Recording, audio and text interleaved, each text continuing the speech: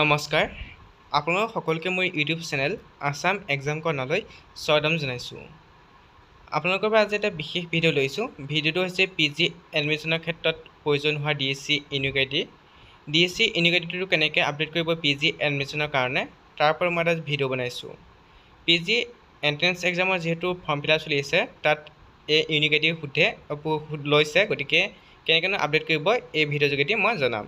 প্ৰথমে আপোনাৰ DHE Unique ID পৰ্টেললৈ যাব। তাৰপিছত তাত তললৈ স্ক্ৰল ডাউন কৰি আহিব। স্ক্ৰল ডাউন কৰি আহোঁতে আপোনালোকে দেখিব বহুতকেইটা এনেকৈ registration, student login, unique ID and date of birth, student login, unique ID and password. আপোনালোকে যিকোনো এটা ক্লিক কৰিব। মই ডেট অফ বাৰ্থটো দি পেলাই ক্লিক কৰিছোঁ। সেইটো দিয়াৰ পিছত ইউনিক আইডি দিব লাগিব, ডেট অফ বাৰ্থটো দিব লাগিব। তাৰপিছত চাইন ইন কৰি দিছোঁ। চাইন ইন কৰাৰ পিছত personal information, bank account details, qualifying examination, admission আৰু এড্ৰেছ, এই চাৰিটাত আছে। আপুনি যিটো এডিট কৰিব বিচাৰে এডিট কৰিব পাৰে। তাত আপডেট অপশ্যনটো ক্লিক কৰিলে হ'ল। যিহেতু এডমিশ্যনৰ কাৰণে লাগে, গতিকে মই কোৱালিফাইং এক্সামিনেশ্যন এণ্ড এডমিশ্যন তাত ক্লিক কৰিছোঁ। তাৰপিছত এনেকৈ এখন ইণ্টাৰফেচ খোল খাব। ইয়াত লিখা আছে চেকিং এডমিশ্যন ফৰ। আপোনালোকে তাত PGটো ক্লিক কৰি দিব। PGটো তাত তিনিটা ওলাব, SS, UG আৰু PG। আপোনালোকে PG এডমিশ্যনৰ কাৰণে যিহেতু এডমিশ্যন কৰিব, এডমিশ্যন ল'ব, গতিকে PG কৰিব। তাৰপৰা লাষ্ট কোৱালিফাইং এক্সামিনেশ্যন UG দিব।